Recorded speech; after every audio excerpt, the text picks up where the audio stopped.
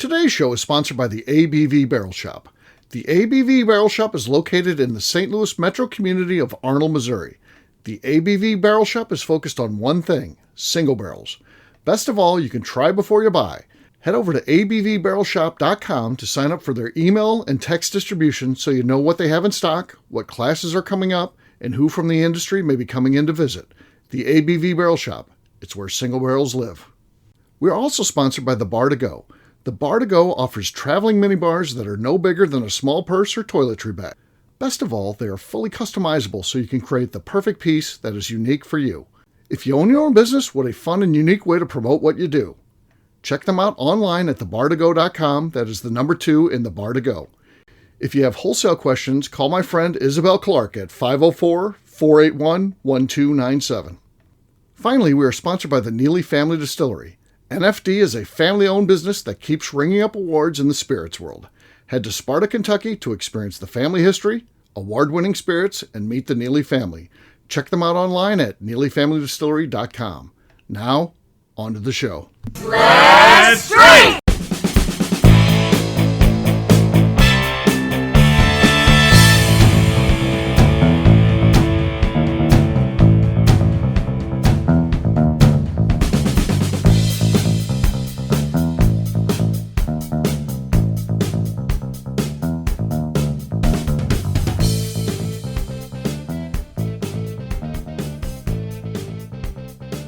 Welcome to the Bourbon Daily, the podcast about everything bourbon delivered to you every day of the week. Today on the show, I'm going to try to rush through this one because I am on vacation next week. I'm going to Check the calendar. She's off again. Yeah, I wonder fucking why, Steve. I'll be in your house. Maybe we can record a show. I'll fucking record with you. I don't give a shit. There we go. So maybe your vacation will be spoiled. Yeah. Ruin my vacation, please. Yeah. Anyways, that's my co-host, Steve Akeley. And we also have Lenny Eckstein, Steinkamp, and Darren McElroy. Hey, gang, what's up? Howdy. Hey, y'all. Hey, so yeah, we're going to be talking about, there are certain companies that get their barrels locally. And I'm not talking about, buying them from the local cooperage. I'm talking about, the wood in those barrels. And sometimes that happens to coexist, like Gary Heingartner, de facto, he buys a lot of barrels from ISC. Well, those barrels are made from wood that's dropped in Missouri. So that happens. But I'm not talking about the ones that potentially seek out. Maybe they have their own farm where they've cut down some trees or, and there's some that are out there doing that. We're going to talk about that. Do we think that even makes a difference or is it just a cool story? We'll get to that after the break. We've got Darren lined up to do small talk, but I also wanted to do part 2 of my 2-part series. You guys were wondering when I was going to do that. The cool interaction. So we had the quirky one, the fun one, the weird one that happened. This one was a cool one. I was at the grocery store today at Schnucks, our local grocery chain here, and I'm walking down, and we were getting ready to go to the checkout. I thought, I want to pop into the bourbon aisle. I always like to see, because every once in a while I'll find something crazy. For the most part, it's a fruitless endeavor. I don't find anything at the grocery store. But then every once in a while, they get to something good enough to just keep checking back. So I pop down there, and I'm looking at the shelf, and the guy says, Steve Akeley? And I said, yes. And the guy said, hey, I'm a big fan. I've been listening to the show for years. I don't even live here. I live in Louisville, Kentucky, but I'm here seeing family. And I can't believe I'm running into you. So the guy recognizes me from, I guess, social media and listening to the show and stops and talks to me. And both he and his wife was there, too, and listened. His name's Andrew Tyler. So he's on the social media. So I looked back, of course, immediately. Who is this guy? And sure enough, we were connected on Facebook. And, met him, and it was kind of cool. It was a fun interaction. And, just meeting somebody who listens to the show. And a weird place to meet, obviously, to meet a guy in St. Louis that lives in Kentucky. That's a weird thing, but that happens. That's pretty cool. Yeah. It is cool. Yeah. I mean, you're pretty recognizable. It'd be weird if they saw Darren and they were like, Steve? Right. Well, that's what that goes back to the other one that is so weird. This lady who keeps mistaking me for being the father of Katie, more than one time. Is there someone who looks like me and then has a wife that looks like my wife? I don't know how she keeps confusing me for this person, even if we've told her. And again, as I told that last story, it's not resolved yet because I told her we don't know who Katie is, and she just laughed it off and walked away. And then I didn't get to tell her that. No, I mean this. We don't know, what you're talking about. So next time we go in there, yeah, I think for now on, I'm just, Katie's my daughter. So yeah, she's great. She's a great kid. And then maybe the real Katie parents will show up, and then it'll be just like a mind-blowing incident for this She'll one. be really confused. Like, Yeah. You're not worst Katie's case parents. scenario, I she has to know go to Katie's parents' parents. funeral, Right. and it's not you. Yeah. It's like, oh, Yeah. that's awkward. People be like fake Katie parents and be like, "Hey, we're Katie's parents." She'll be like, "Bullshit! They were just in here an hour ago, and you were He definitely gets not." the Katie's regular cheeseburger with crinkle cut fries every single time. You are not Katie's dad. So yeah, it's interesting. So we'll see. If he orders vegetables, then he'll know that's They'll know. not Katie's dad. That's fake Katie's dad. Yeah, Yeah. for sure. Darren, you said there's something you wanted to talk about. That was not small talk. That was just sharing of a thing. So shout out to Andrew Tyler and his lovely wife. It was good seeing those folks.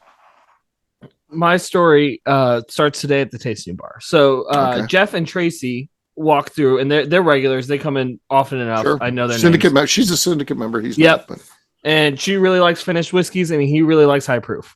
Like, Okay. I know what they're digging every time they walk through. okay. But they have recently gotten 2 new puppies. Like they got them yesterday, I think, actually. Oh, geez, that is And- new. One's name is Whiskey, and one name is Rye. I would like everyone to come up with another good dog name that is whiskey related. Uh-huh. Mash. Whiskey, mash. There you go. Mash So- is a good name because you could yell at Mash. Yeah, Mash, I get actually over really here. like that one. That one's really good. Mash, stop eating shit. Yeah. So we have 2 Siberian Huskies. The first one is Dozer. They're both rescues, but the latest one we got, she came with some weird name, and I changed it to White Dog because she's all white. That's cool. Yep. That's cool. Yeah. So we go to the dog park, and people are like, "Oh, what's your dog's name?" White Dog. They're like, "Oh, not very." That took a lot of thought, and then I said, "No, I own my whiskey company, and White Dog is right." And I open up a conversation with it, try to sell some whiskey. It's a conversation. Yeah, Always a salesman. Yeah. you know it. Yeah. What do you think, Lenny? Somebody's got an cat. Somebody's got a cat named Char. I always thought it was a good name. Yep. My dog's name is Rye. Not very original, but older than this person's dog. My dog's old. What else? I don't know. Triticale, maybe? Triticale. Okay. Well, There's one for you. there's White Dog right there. Look, White Dog looks happy. Yeah. White Dog's like Thrilled. asshole. What are we doing here? Yeah. Yeah. Good looking dog. Good looking dog. Isla, good one. If you like. Isla. smoky- No. No? Don't Okay. like that. Okay. I mean, I think the answer is Colonel Taylor. Just call the dog Colonel. I think I like Colonel. Colonel's a good name for a dog. What about Barrel? Barrel. There. Barrel. Yeah. No. Darren, what's the answer for yours? Bunghole? Yes, bunghole. Come here, bunghole. Come here. Oh, I'm so happy to see my bunghole after a long day at work. I'm Bung. kissing bunghole right now. Bong Yeah. isn't a bad one. Or Yeah. Thief. Yeah. I was going kind of the Steve route, naming him after a brand, and I think Uh-huh. Stag would be a great name for a dog. Stag, sure. Yeah, it would have to be a big dog though. You couldn't Yeah. have any Chihuahua named Stag. And then I think it's kind of whiskey related, but I've always just wanted a dog named this anyway. Buzzard, I think, is a great dog Buzzard. name. I don't really know why, but Mm-hmm. it is also whiskey related now. So Yeah. Well, Colonel. Colonel. You Yeah. can name him. Blanton. Oh God, it's Steinkamp's next one. He's just waiting. One of those two dies, and then he's got Blanton in the mix. So Oh man. He's actually going to start at Weller 1 and work all the way up to Weller 12, which is his actual favorite whiskey. That's the name for the rest of all of his dogs. I do enjoy some Weller 12. That is true. yeah. I think the next time you get dogs, it should be a trio, and then name them Colonel Blanton's full name. So it would be Albert, Bacon, and Blanton would be your 3 dogs' names. Bacon, the dog. That's a good name for a dog. You would have to Bacon would have to be the dumbest one though. You would have to work really hard to figure out which one the dumbest one is. That one's Bacon. That one's Bacon. Albert would seems like to be a smart one, and Yeah. then Blanton's somewhere in between. So You can name one Rick Rick. and Oh, one there you Rack. go. One Yeah. Rick and one Rack. Yeah, that's true. That's true. So And then one just Warehouse. Warehouse H, actually, specifically for the Blanton's dog family. Rick Rack and Warehouse. Yeah. So my sister has a farm in the middle of Missouri, and they raise cattle, but they also have different animals around their farm for chickens and things like that. They got goats for a little while, and they let the kids name the goats. And the first one said, "I'm going to name my goat Burger King." And then you had Dairy Queen, McDonald's, Subway. All the goats were named after food places. It was crazy. Oh, that's good. I like that, actually. Well, yeah, it was weird. Goats are pure evil, though. Pure Yes. I just thought of a good one. Oh, the goats didn't last long. No. That they just you can't keep them contained, apparently. Right. Yeah. Darren, don't you say Pecan Sandy. Pecan, no. I was gonna say its full name would be Louisville, and like you can yell at that, "Louisville, get back over here," and then just call it Louis or something. Yeah. I think that'd be a decent. Well, you could go after cities. I like it. Bardstown wouldn't really work. That's the example I wanted to use, but it sounded dumb. So Bardstown. come here, Bardstown. Yeah. Call him Bard. Bard's good. Yeah. Bard's good. Yeah. They're just yelling Bard, and people are like, "What's his name?" You're like, well, his full name's Bardstown. We just call him Bard for short. Yeah. Yeah. Do you feel like Bardstown, Bartholomew? if someone named their dog after you, you think that's a compliment? Because I do. I think that would be Depends good. how they treat their dog. Right. I'm mad at it. I think that'd be I don't good. have high It depends standards. on how If they they're treat their talking dog. about If me, they're it's a one of good those thing. people that beats the shit out of their dog, then I wouldn't really feel that good about it. Depends what kind of dog it is, too. Well, then I'll just go save myself. If they're beating the shit out of their dog, I'm to the rescue. I'm just saying. Okay. What kind of dog would you not want to be named after you, Steinkamp? What would be? I don't want like a mini poodle. Oh no, named after Steinkamp's me. a purse dog name. Totally. No. Yeah. No. Steiny? You know, Steiny. Steiny. get in Steiny is there. a Little whippet. Steiny. Steiny is a Steiny. whippet or a greyhound. Yeah, Steiny's. Oh, there you go. I like that. Yeah, I'd take You're a either of whippet those. or a greyhound. Lenny is one of those like wiry haired wiener dogs. We got one that lives next door to us. Yeah. Darren It's Lenny. I'm is- just gonna call it Lenny for now on. I was gonna say that Darren would be a golden retriever, but that's giving yeah. Darren way too much credit. Full of energy. And, Yeah. I don't agree with that. That's real nice of me to call Darren a golden retriever. Darren is probably a French bulldog. Okay. I was thinking Long-haired bulldog too. French I'm with you. Yeah. Yeah. Steve is He's one an of African those. painted dog. Steve? No, Steve is No, one of he's those not, but- the really the tall ones with like the long hair. No. What an Irish Egyptian- Wolfhound? Oh, Irish Wolfhound. Yeah, an Irish that's wolfhound. good. Yeah, I can keep my dignity with that. That's yeah, good. Irish Wolfhound. Yeah. What's Beka? Yeah. What's No Beka? clue.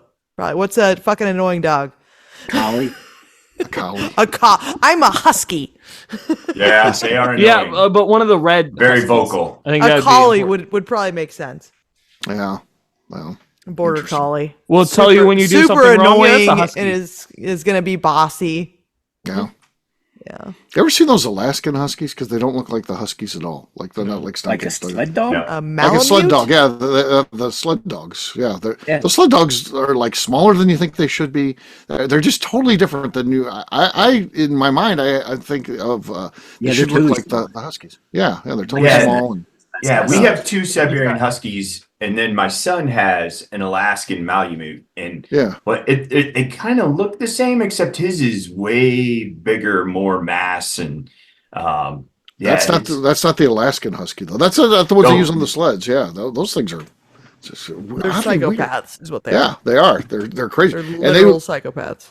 they want to go get hitched on those goddamn sleds. I went to yeah. the museum where the Iditarod Museum, and they have some of those dogs there.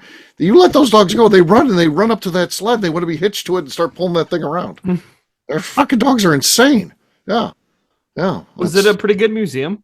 Yeah, it was fun. Sure, Okay. sure. Iditarod is. This is you're not wrong. This is again bad for the viewers, but my cousin raises sled dogs. That's one of them. yeah, that's one of them. Yeah, look at the crazy look on his And face. that's Those dogs are insane. I'm telling they're you. nuts. It's like people who run marathons. They're like, I They don't know all what they else all to do look besides like run. that. All Right. people that run marathons look like that husky. Yeah. Yeah. If you're like, tell someone like draw a Alaskan Husky team, they're going to draw Siberian Huskies. Yeah. That's not what they are. They're not that. So Yeah. Yeah. Interesting. Yeah. All right. Guess what, gang? It's time to drink. What is everyone drinking? Let's start with Lenny. I don't think Lenny started, so let's start with him. I have not started. I've got a bottle of Port Charlotte. Okay. That's good. Good cork pop. Again, the desk is a factor. I put a dampening material under the bottle. So I think we need two dampening materials. All right. Darren's ready to go, so we'll let him go. I'm going to have for my dessert for the night, Red Line Vanilla Brandy Cask finish. Oh, I like that one. That's good. All right. That was sloshy and just decent. Lenny's was way better, so he's got the lead. Becca's next. I've got some Cascade Blonde American whiskey here. I really like this cork that they have on here because they have a whole thing on the back that says how to use it for a bobber when you go fishing. That's cool. Yeah. that is slick. I think it's funny, and like they give you like full drawn instructions on like how to use it as a bobber. Huh. That's good graphics. Which I think is pretty cool. So I haven't opened this in a long time. Okay. Decent, not as good as Lenny's. Lenny still has the lead. Steinkamp's next. I have a Copperdome Eclipse. Oh. Special Eclipse release. Wow. Nothing there. Nothing. No. Highly coveted. People lost their mind. Oh my God! Yeah. We got 3 more calls today, Steve. Yeah. Oh, I had a guy angry, and it's like, first of all, your days afterwards, we pre-sold it. It was gone before it hit the shelves for us. But even if we would have had it, it'd have been gone 10 times over by you showing up on Saturday to pick it up. Yeah. And it's really good whiskey, but it's not like crazy. But it is a different label and stuff, so I get it. But yeah. People like collectible things. They do. I've got the Hemingway Rye here. So Hemingway Rye. Boy, that was also solid. That was really good, but I think it fell just slightly short of Lenny's. I think I was close. I was close, but I don't think I quite got it over the goal line there. So Lenny, you win. So cheers, gang. Cheers. All right, we'll take a quick break, and then when we come back, we're going to talk about some people, sourcing barrels from wood that has been felled locally, and we'll talk about, is that cool? And I do think it's cool, but we'll say, do we think it makes any sort of difference at all, and is there a reason for it beyond just you want to do something cool? We'll get to that after the break.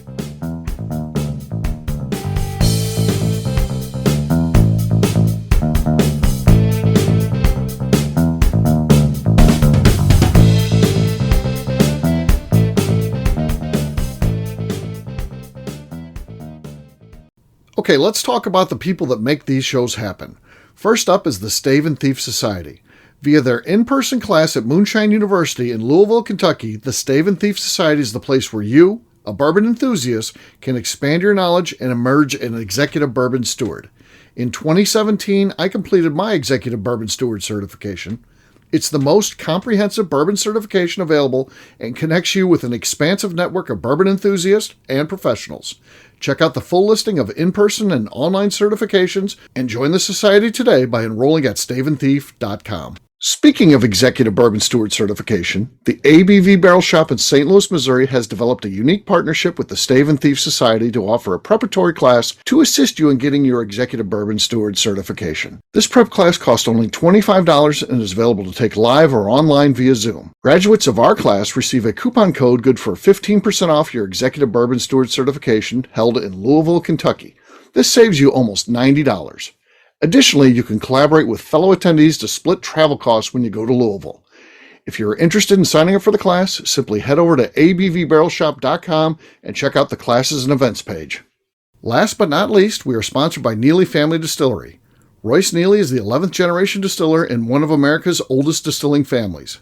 A visit to Neely Family Distillery takes you through family history, where you can see all the artifacts and newspaper clippings through the years from this family that started distilling in America after James Neely arrived from Northern Ireland in 1740. Today, Royce Neely and his team are crafting some of the best spirits in America. Their bourbon and absinthe offerings keep winning top honors in the spirits competitions. Recently, their absinthe made history as the first platinum winner in the absinthe category at the San Francisco Spirits Competition.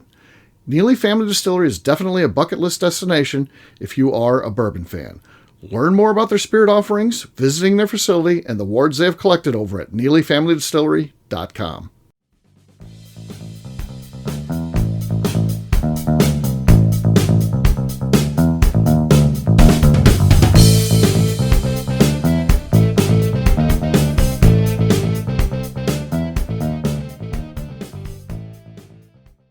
This is Kathy Cool, and I can't wait to pet your goat. And you're listening to the ABV Network.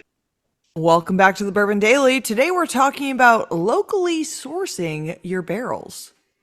Yes, we are. So there are a couple examples. I mean, it's not large scale by any means, but there are some distilleries that like to occasionally, have some trees that are dropped and turn those into barrels. And it's difficult to do with the big guys. You almost got to go with a small cooperage unless you're willing to do like a whole day's production, and that'd be a lot of barrels. But if you're willing, with the big guys, you'd have to provide enough wood and then commit yourself to buying that day's production. It would be incredibly expensive. I don't think most distilleries are interested in that. But craft distilleries looking to make a difference, to separate themselves out from the competition, have looked at this as a means to do that. I know, like I said, Black Button they wanted to do that for a long time, and then they realized that the cooperage that they wanted to use would require a whole day of production, so they decided to get a tree farm and then do that for all of their barrels. So that's pretty cool. And then we know other people like Demetrius Kane doing it on a small scale. Not every barrel of whiskey is one of his trees that has been dropped, but he does a certain percentage of those. He's found a cooperage where he can provide the trees, and then they'll make barrels out of those for him. So yeah, kind of interesting.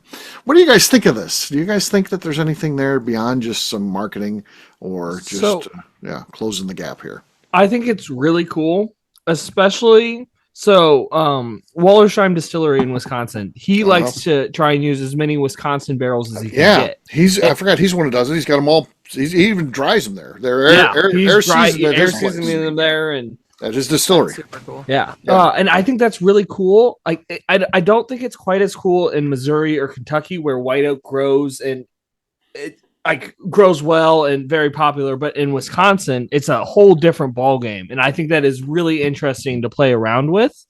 And it's a lot more work that goes into it. I'm not quite sure it's worth all of the work, but I think it is really cool that somebody's like, I want to use all the natural terroir that I can, the water, the corn. Well, you're talking about a company that started as a winery. It makes sense that they'd be really that dedicated into locking down barrels again, the terroir idea. So yeah, that's cool. So they might be doing it bigger than anybody else, because they certainly are decent sized on the distillery side. And they, like I said, you go there and that's one of the things you look at. You see all this wood, like you'd see at a cooperage. They air season it there to make sure that they're getting the amount of air seasoning they're looking for.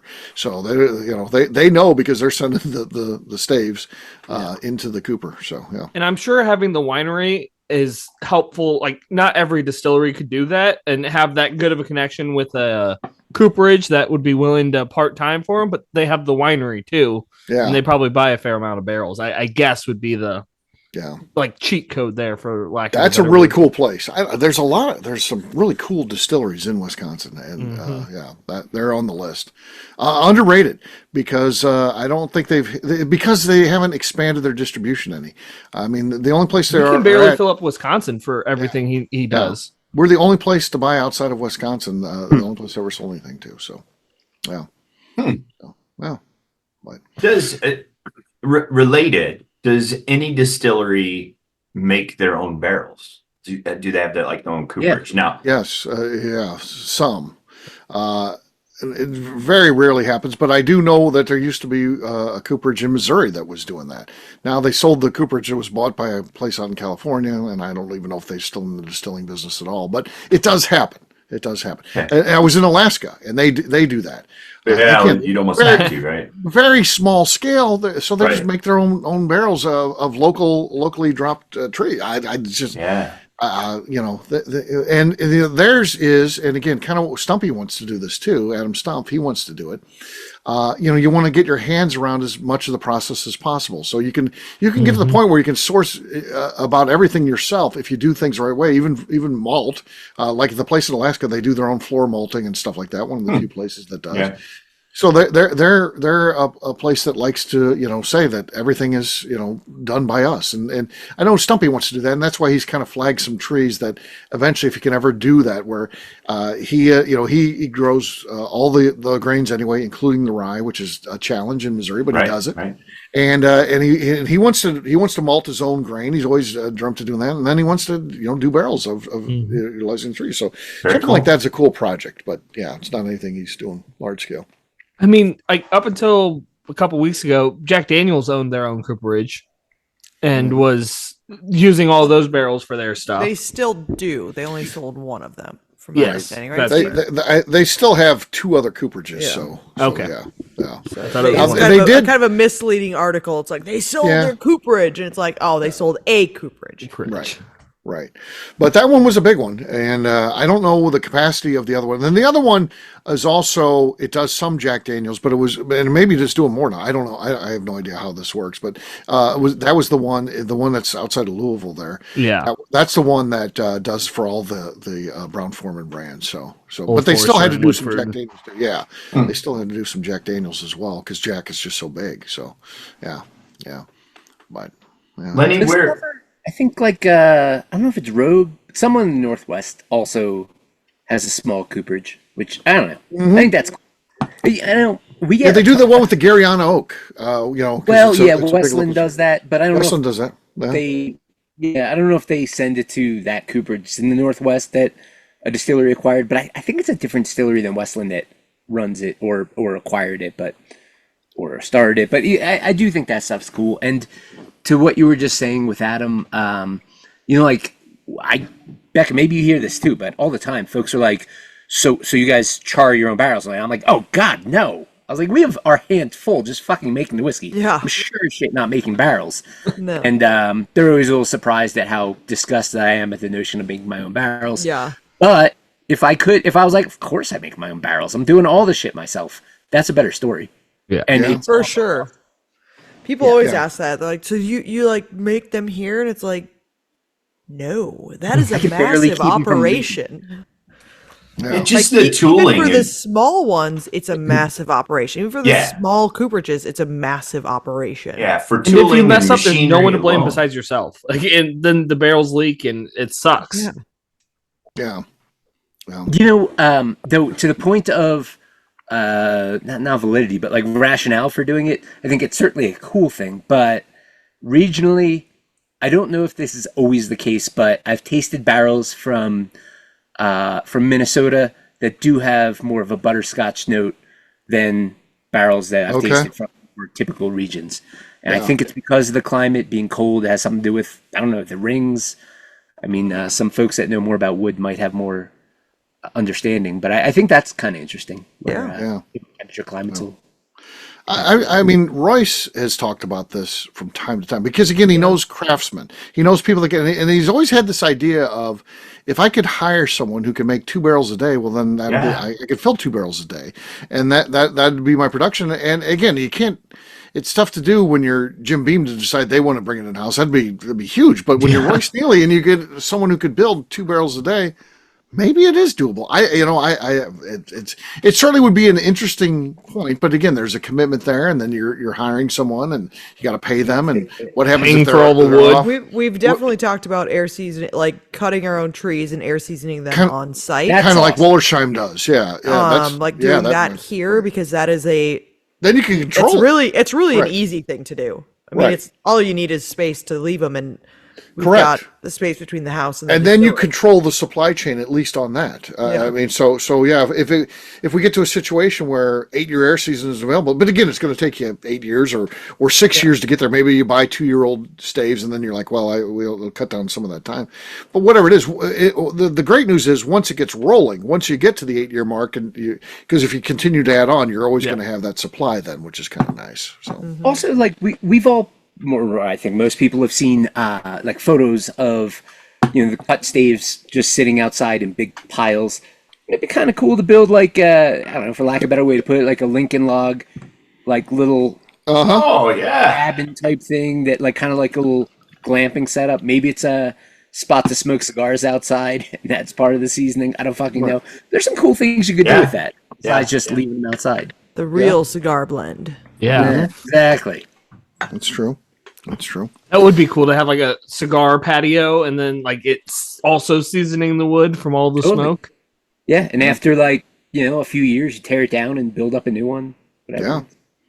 All right. I didn't know how this was going to go over. You guys seem like you're into the idea like I am. I think it's a good idea. I don't know. It's interesting. Yeah. It is interesting. So very cool. So I have a question for Lenny. And Sure. so how Colorado does not have many white oaks. They just don't grow. I don't think we have any. We have scrub oak. Yeah. And there might be some like on the Kansas side. I wouldn't be surprised if they reach over, but if they're like, okay, you can't use Colorado oak, would you still be interested in it? Would it still be you're saying it's a good story if you could make the barrels? I think it's I think a good story is the wrong way to put it, because that always sounds like kind of like tongue in cheek, like it's a cool story, bro.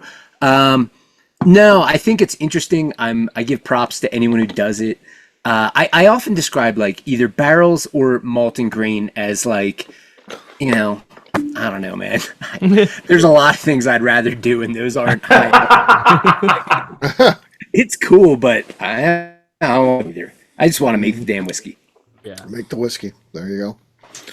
All right. On that note, we're going to wrap this one up as we always do by talking about where people can find us. Steinkamp, we'll start with you. Where can people find you? You can find me on Facebook and Instagram at Investment Whiskey and on the web at investment-whiskey.com. All right. Darren. You can find me on Instagram at the Bourbon Adventures. Lenny. You can find me and the rest of Deerhammer on social media at Deerhammer, on the web at deerhammer.com, and you can come visit us in beautiful Buena Vista, Colorado. All right. Miss Beka Sue. You can find me on Twitter and on Instagram at Miss Beka Sue, 1K, no C's. For me, I'm an easy guy to find. I'm at Steve Akeley on Twitter, Instagram, or Facebook. I've got a website, steveakeley.com. We've also got a company website, that thing's abvnetwork.com. Please check it out. Everything that we do is out there.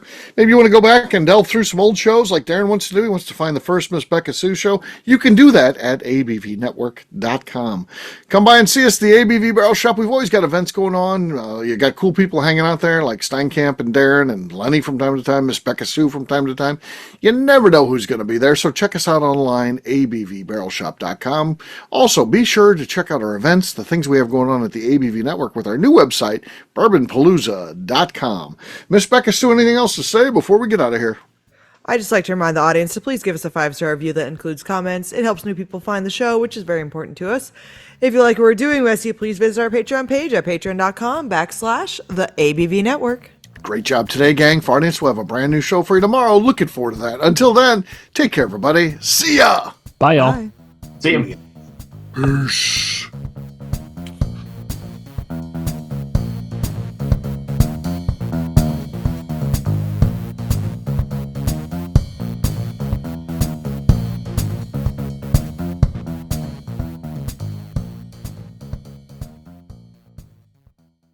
Before we let you go, let's talk about one last thing. The ABV Barrel Shop in the St. Louis community of Arnold, Missouri. The ABV Barrel Shop is focused on a couple of things. First of all, single barrels.